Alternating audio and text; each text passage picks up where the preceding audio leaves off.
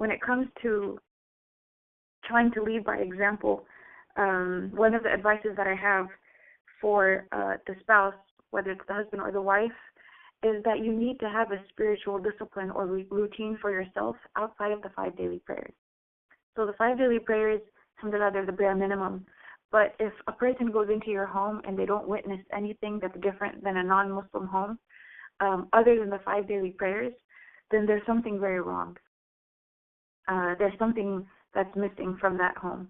And for there to be a transformation of the space that you live in, to have the blessings and the barakah, the spouse themselves has to be themselves involved in a spiritual discipline or routine. And there's different ones that the Prophet Muhammad ﷺ has recommended. So, and I would always say start gradually yourself. And as you are increasing in your spiritual routine, that will have an impact on your home. And your spouse will be watching you and seeing you do those things. You don't even have to tell them to come and pray with me. But if let's say if you're praying Qiyam and they were to open the door and they notice that you're praying Qiyam, that will be an encouragement for them to get up and make wudu and pray Qiyam as well. If you're reading Quran, if you're reading an Islamic book, if you're making zikr, your morning and evening zikr, whatever it is that you make as part of your daily routine will be something that they witness. And that's much more powerful than telling them to do it.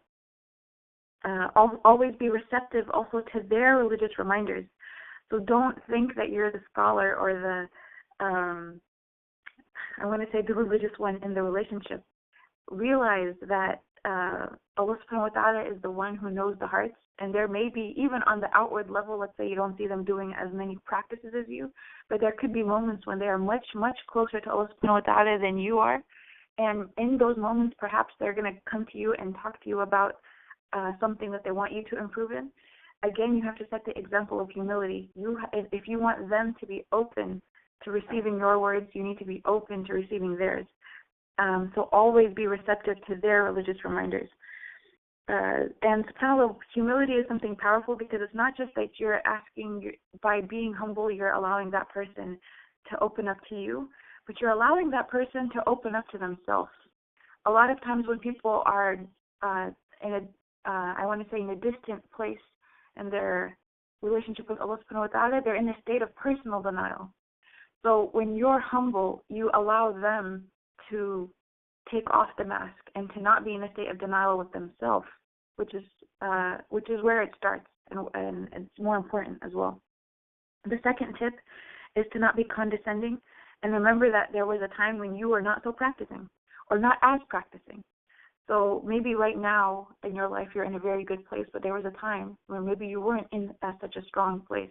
We were all children at some point. We all learned, Islam at different stages in our lives.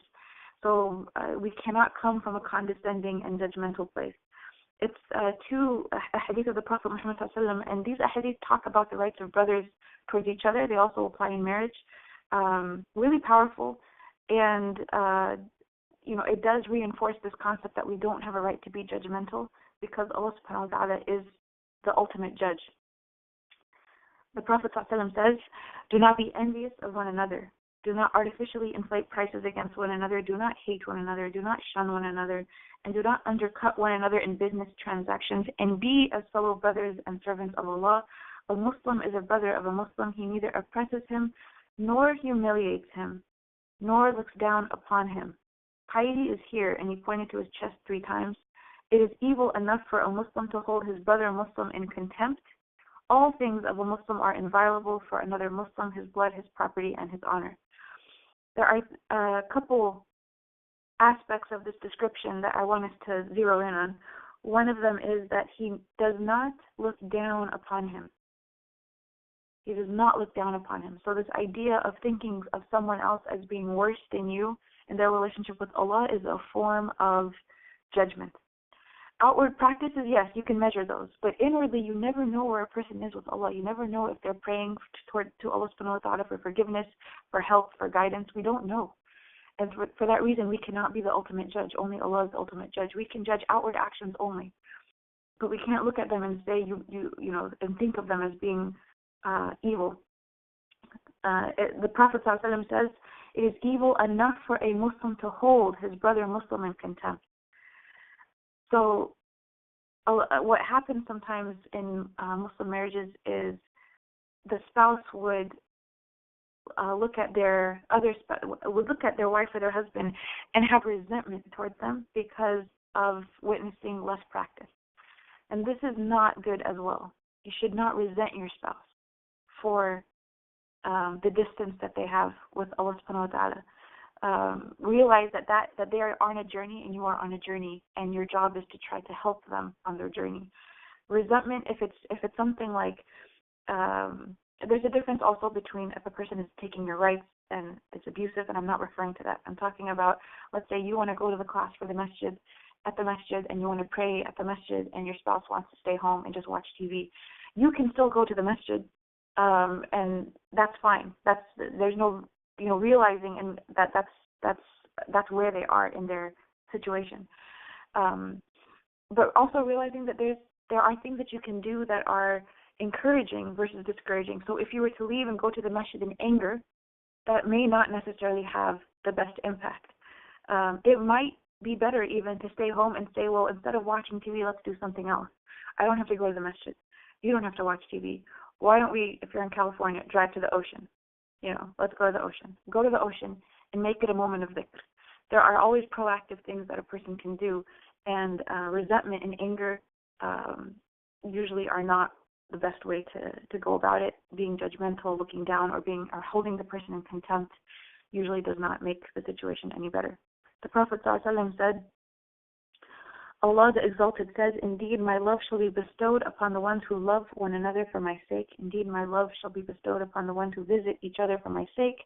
Indeed my love shall be bestowed upon the ones who approach one another in humility for my sake. Indeed my love shall be bestowed upon the ones who maintain relations for my sake. The reason for continuing the relationship with your spouse and continuing to try is for the love of Allah subhanahu wa ta'ala. And again, I'm not referring to situations where the person is leaving Islam altogether. That's another scenario that I'm not discussing. I'm just talking about the highs and lows of Iman, how we would handle it with a friend. A lot of times we are so much more patient and so much more gracious and humble when it's someone outside of our house, a friend at the masjid. We have the most beautiful words to share with them.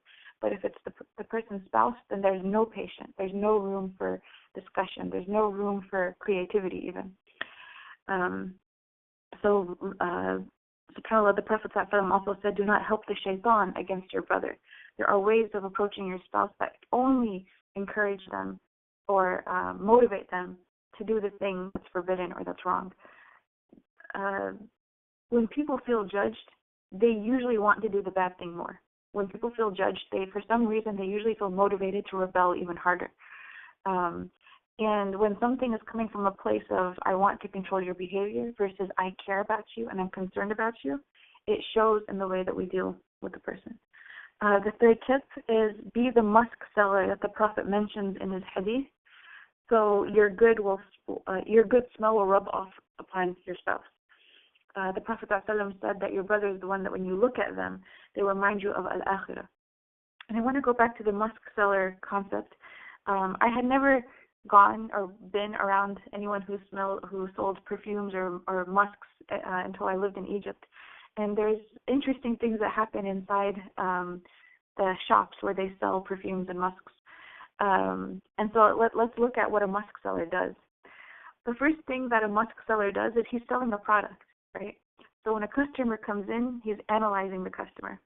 I remember my husband and I entered once a shop in Egypt, and we didn't even open our mouths. He just knew that we came from the West. So he said, "Oh, I have some scents that are inspired by some Western colognes." And so you analyze the customer. You look at what it is that they're used to. You approach them through what seems easy, familiar, or desirable for their specific context. What's the act of worship that's easiest for them? Maybe that's the way, even if that's not the one that you want to do right then, it's the one that's easiest for them. It's the one that's most familiar for them. So you use that door.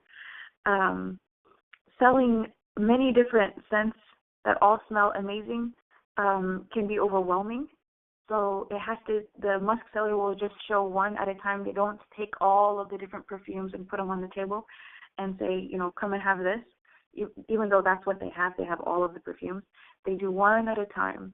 And sometimes they concoct new ones. They say, if you like this scent and you like this scent, then I can go in the back and I can mix them up and I'll bring it back to you. So being creative is important as well.